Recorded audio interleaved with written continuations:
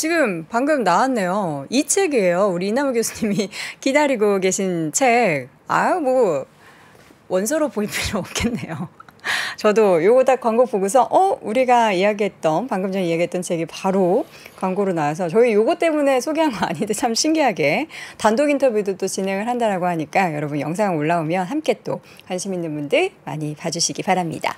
자, 이번에는 월가의 소식 미국 주식에 미치다 이항영 전문위원 함께합니다. 위원님 어서 오세요. 네, 안녕하세요. 이항영입니다. 네, 반갑습니다.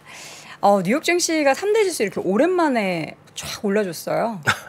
그러니까요. 다우지수가 300포인트 이상 올라간 것은 뭐 한두 달 만에 또 처음이라고 합니다. 여하튼 다우지수, S&P 500, 나스닥이 다 올라갔고요. 오늘 말씀드릴 거는 짧게 소매 판매가 기대 이상 나온 거, 그리고 ECB가 10번째 금리 인상했지만 그러니까 마무리를 강력히 시사한 거, 그리고 유가 얘기 나왔겠죠. 드디어 이제 $90를 넘어서면서 작년 11월에 최고치 갔고요. ARM은 여하튼 성공적인 출발했고 오더비 실적 발표한 요거까지 하면 어느 시간 정리될 수 있을 것 같습니다. 네, 소매 판매 내용부터 볼까요? 소매 판매는 당초 기대감이 거의 없었죠. 뭐 어떤 쪽에서는 이거 마이너스 날 수도 있다 얘기했는데 어찌됐건 0.1% 정도 늘어나는 것이 컨센서스였거든요. 지금 0.6% 나서 쉽게 죽진 않았다에 대한 기대감이 있던 반영된 것이 오늘 시장에 좀 훈풍이 좀 불었다라고 보셔야 되겠고요. 생산자 물가지수는 예상보다 높게 나왔고 2022년 6월 이후 최대폭이 나왔지만 그렇게 뭐 악재로 반영될 성질도 아닌 것 같아요. 여하튼요.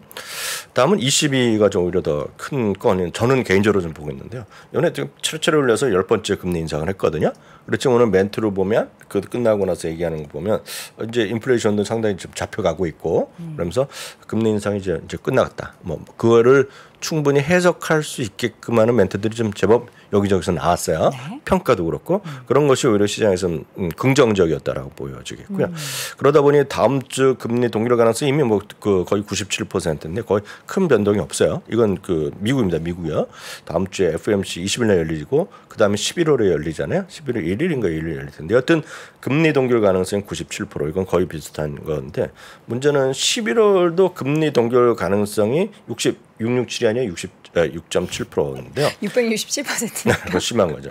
그래서 이거는 그냥 복사 붙이기 하면 낭패입니다. 낭패. 그냥 심할서 써야 돼요. 복사 붙이기 하면. 전년 57%에서 훅 늘어났어요. 10%포인트 늘어난 것은 그만큼 금리의 동결 가능성이 이제 영국이 유럽 영향을 받아서 있지 않냐라는 점. 물론 이거는 뭐 언제라도 바뀔 수 있고 아직 얼마 남았어 한 달 반이 남았기 때문에 수많은 변수가 있지만 기본적으로 다음 주는 금리 동결 그리고 11월은 여전히 살아있다라는 정도. 다만 좀씩 그런 것도 동결도 높아지고 있다라는 정도라고 편하게 이해하시면 되겠고요. 유가입니다. 많이 올랐어요. 유가는 지금 엄청나게 올라가서 유가가 이제 부담이 될 수밖에 없겠고요.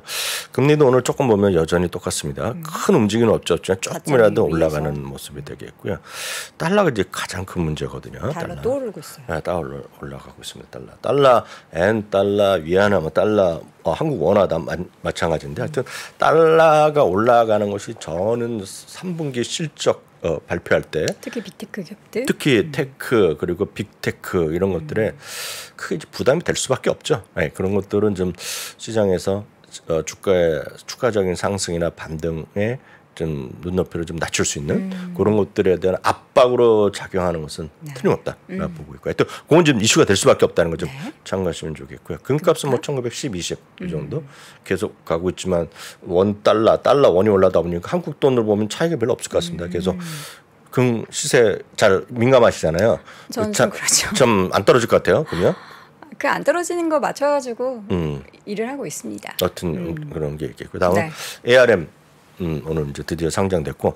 저희 보니까 12시 조금 지나서부터 딱 실제 거래가 시작된 건가요? 좀 멈춰 있다가? 제가 그렇다고 그랬잖아요. 근데 한 3시간 정도 우리 늦을 시청자분 중에 한 분이 12시까지 기다리다가 못 사셨어요? 잠이 드셨대요. 조금만 더 기다리셨으면 됐는데, 그렇죠? 그래도 이게 엄청 지연이 됐을 겁니다. 저는 그 라이브를 우리는 못 봤지만 상당히 늦어져서 이게 체결 같은 게 확인되고 오래 걸렸을 거예요. 어떤 지금. 증권사에는 아예 검색이 안 된대요, 아직 앱에. 그게 특정 증권사를 우리가 말하지 말자고요. 특정 증권사에 만약 앱에서 보이지 않았다라고 하면 제가 몰라서 제가 뭐 관여된 증권사일 수도 없고 모르잖아요. 제가 객관적으로 말씀드리면 그 혹시 보시는 분 계실지 모르겠지만 불려가서 엄청 깨질 겁니다. 그건.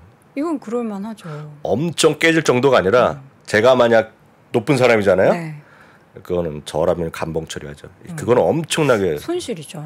엄청난 겁니다. 왜냐하면 이거는 많은 분들 좀 모르셔서 그렇죠. 지금 모든 숫자는 돈이에요, 돈. 그러니까 내가 거래를 안 하건 해외에서 받아들이고 여러분들 HTS나 MT에서 보여주는 주가 있잖아요. 네. 다 돈입니다, 돈. 증권사에서 다 돈을 내거든요. 그래서 제가 힌트를 드리면 여러분들이 어떤 특정 주식을 사고 싶은데 네. 관심 있는데 여러분들이 쓰시는 증권사에 HTS나 MTS에 없어. 물론 야후나 이런 데 보면 나오지만 여러분 사시려고 하는데 HTS 딱 쳤는데 없어. MTS 딱 없어 그러면 있죠. 누구한테 물어볼 필요가 없어요. 조용히 전화를 드세요. 네. 전화 들어서 낮에보다는 밤에 버는 게 맞습니다. 밤에.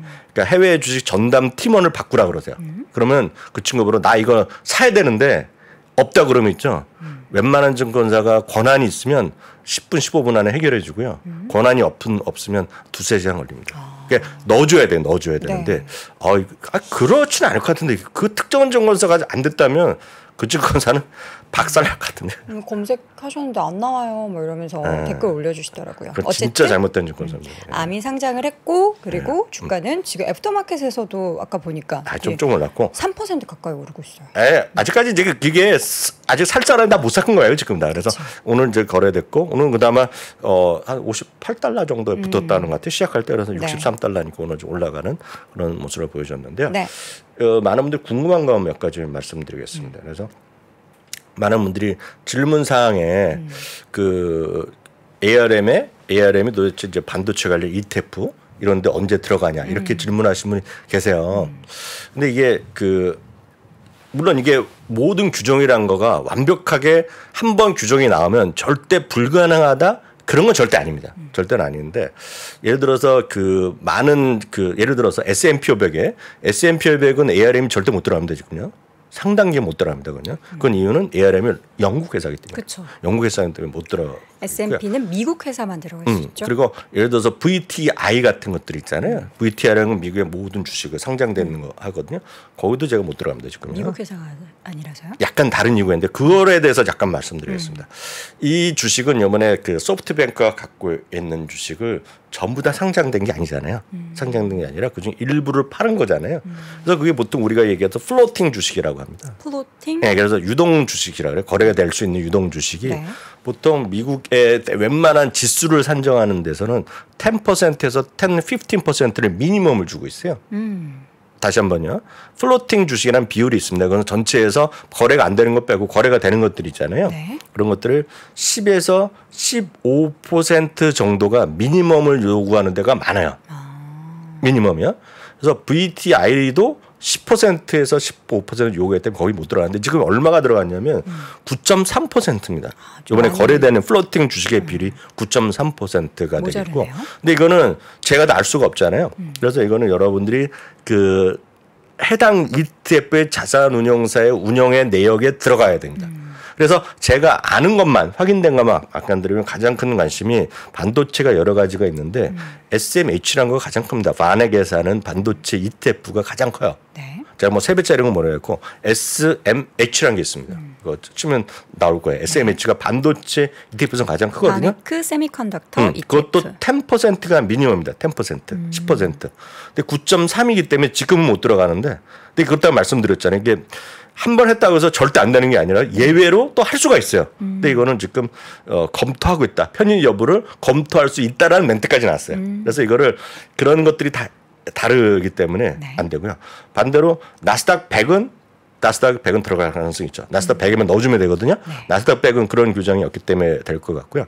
또 하나 말씀드렸다시피 IPO나 관련된 ETF가 몇 개 있어요. 거기에 당연히 들어가겠죠. 그래서 그런 것들이 있기 때문에 그런 것들은 여러분들이 거래하시는 ETF에 추종하는 인덱스가 뭐고 그거에 대해서 운영 규정이 어떤지에 따라서 바로 들어간다 안 들어간다는 나올 수 있을 것 같고, 제가 아는 거는 많은 분들이 전 세계에서 가장 큰 반도체 ETF는 SMH인데 거기에는 지금 현재 기준은 못 들어가는데 회사 측에서 지금 검토할 수도 있다라는 정도까지 멘트가 있었다라는 것까지 말씀드리겠습니다. 네. 그게 이 내용들입니다. 그게 이 내용들.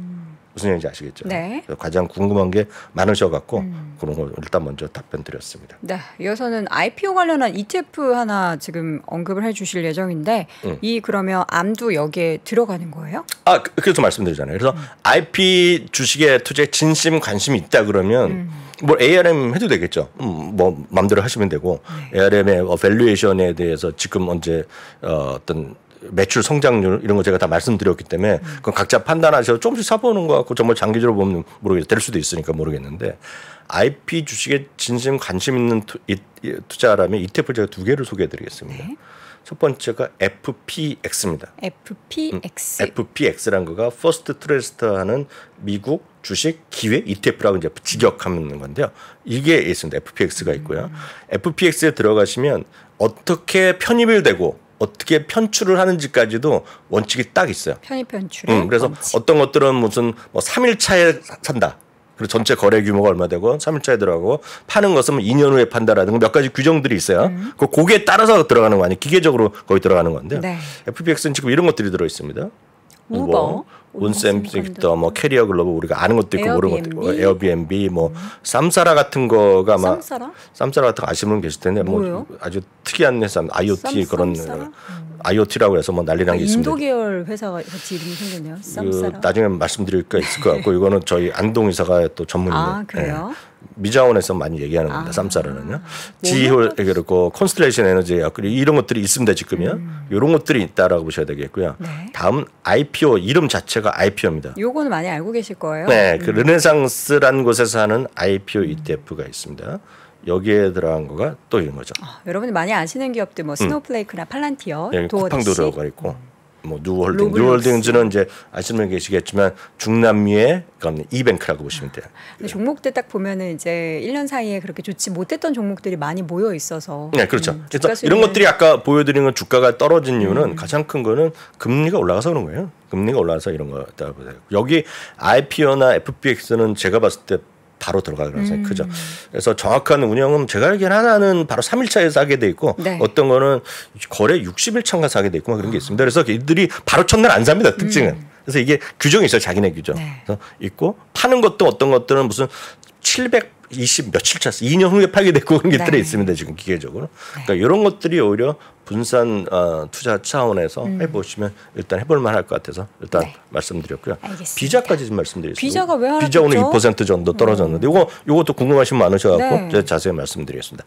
비자가 오늘 다우 주식에서 가장 많이 떨어서 저도 짜증 훅 났죠. 그래서 역시 마스터카드는 아무 이유 없이 비자 때문에 떨어진 건데 같이 떨어졌죠? 왜 떨어졌는데 이유가 펀더멘탈이랑 전혀 상관없는 건데요. 비자는 이제 우리가 보통 비자 주식 하나만 거래해야 하잖아요. 근데 클래스가 워낙 있는 거는 B가 있고 C가 있습니다. C. B 클래스는 IPO 당시에 뭐 있어갖고 미국 기관 투자가 갖고 있는데 팔 수가 잘 공개적으로 팔 수가 없는 것들입니다. 네. 그래서 우리가 거래도 안 되죠. 그리고 C는 이제 외국 포린 뱅크들이 갖고 있는 또 상대적으로 없는데 네.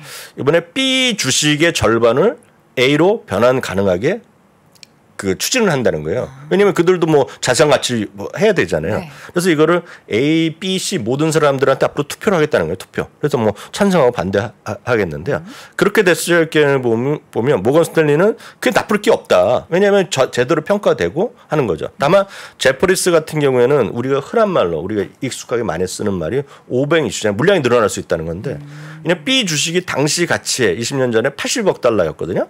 근데 10배 올라서 960억 달러 돼서 그게 만약 팔겠다고 마음 먹으면 딱 팔리면 떨어질 거 아니에요. 그렇죠. 딱 그런 느낌으로 있는데 지나고 보면 이거는 펀더멘털이랑 아무 상관이 없는 거고 반대하고 싶으면 반대하겠죠. 미국 사람들이요. 그렇게 일단 이해하시면 될 것 같습니다. 펀더멘털은 전혀 상관없는 이슈가 되겠고요. 하여튼 중요한 건 마스터카드도 같이 손잡고 떨어졌고요. 마지막으로 이유까지 보면서 오늘 주화를 마지막으로 예, 박근혜 회사의 비주. 여돈앵커의 방구 듣는 모습으로 오늘 마지막 인사드리겠습니다. 제가 진짜 유일한 미국 주식 개별 종목은 이거 하나밖에 없거든요. 누구 때문에 갔는지도 큰 우리 소리를 이항영 위원님께서 그냥 주신 것도 아니고 선물로.